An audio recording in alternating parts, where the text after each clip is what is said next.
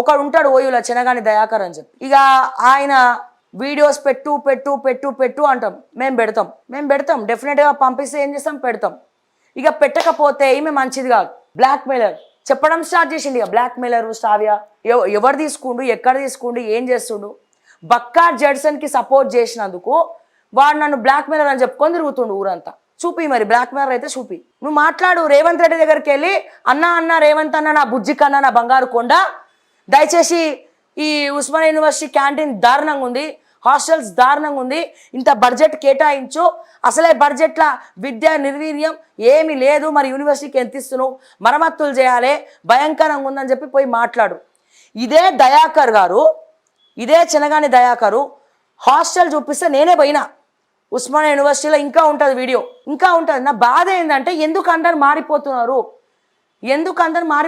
నీ with in the party అయినా నువ్వు అడగాల. నువ్వు విద్యార్థులకి నువ్వు అందరిని తీసుకొచ్చినావు కదా, అప్పుడు బీఆర్ఎస్ ప్రభుత్వం ఉన్నప్పుడు ఎట్లనైతే మాట్లాడినరో ఇప్పుడు కూడా మాట్లాడండి, ఇప్పుడు కూడా పోయి చూపియండి, మేము వస్తాం.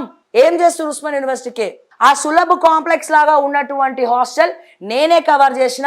చెనగాని దయాకర్ ఫోన్ చేస్తే ఇట్లా ఉంది పరిస్థితి, రండి అంటే పోయినా. మళ్ళీ ఇప్పుడు కూడా పిలవండి, దయాకర్ని పిలవమనండి. ఇప్పుడు కూడా దయాకర్ గారు పిలిస్తే నేను కూడా పోతా, ఉస్మానియా యూనివర్సిటీ పరిస్థితి ఎట్లుందో చూపిస్తా. అంటే కాంగ్రెస్ కడవా కప్పుకోని అయిపోయినావు రాజకీయ నాయకుడివి. డిఎస్సి ఆస్పిరెంట్స్, గ్రూప్ ఆస్పిరెంట్స్కి ఓకే టీవీ సపోర్ట్ చేసిందని కళ్ళల్లో ఒత్తులు వేసుకొని కడుపులో మంటతోటి ఇష్టం వచ్చాడు వాగుతున్నావు. ఓ నీయసంటోళ్ళని మస్తు మంది చూసినాం దునియా మొత్తంలో. సో నేను చెప్పేది ఏంటంటే, వాడు పోతే వీడు, వీడు పోతే వాడు పోతే వీడు.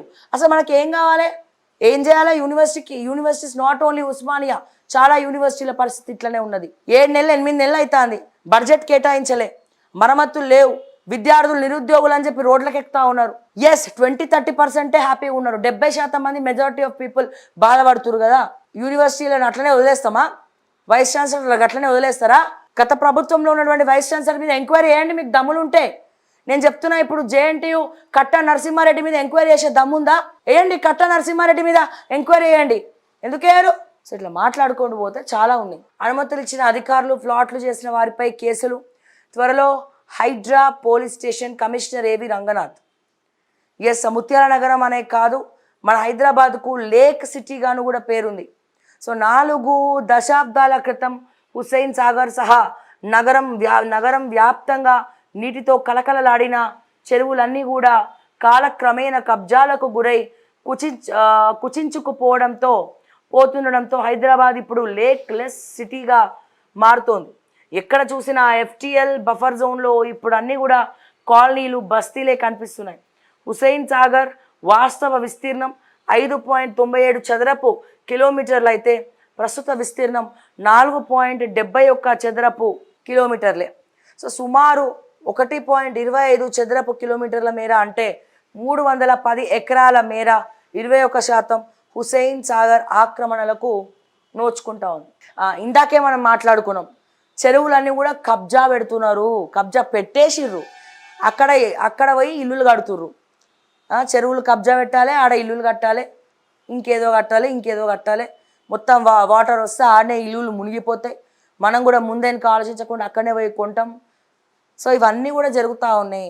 మరి ఎలా HMDA ఉంటే అవి విచ్చలవిడిగా పర్మిషన్లు ఇస్తారు, ఇవన్నీ ఇస్తారు. మరి రంగనాథ్ గారేమో అందరిని అరెస్ట్ చేస్తామని చెప్తారు. అది పాసిబులేనా? దాని వెనకాల సగం మంది పొలిటికల్ లీడర్సే ఉన్నారు. మరి అది పాసిబులేనా? ఒకవేళ కట్టిన ల్యాండ్స్ని ఏం చేస్తారు? చెరువులలో ఆల్రెడీ కట్టిన వాళ్ళని ఏం చేస్తారు? ఇది కూడా ఒక క్లారిటీ తేవాలి దయచేసి. తుమ్మిడి హెట్టిపై సర్కార్ నజర్, వ్యాప్కోస్ నివేదిక పునఃపరిశీలన, దాని ఆధారంగా DPR తయారీ, సుందిళ్లకు గ్రావిటీతో నీటికి కొత్త ప్లాన్, NDSA నివేదిక అందిన తర్వాతే కాళేశ్వరం బ్యారేజీలపై నిర్ణయం.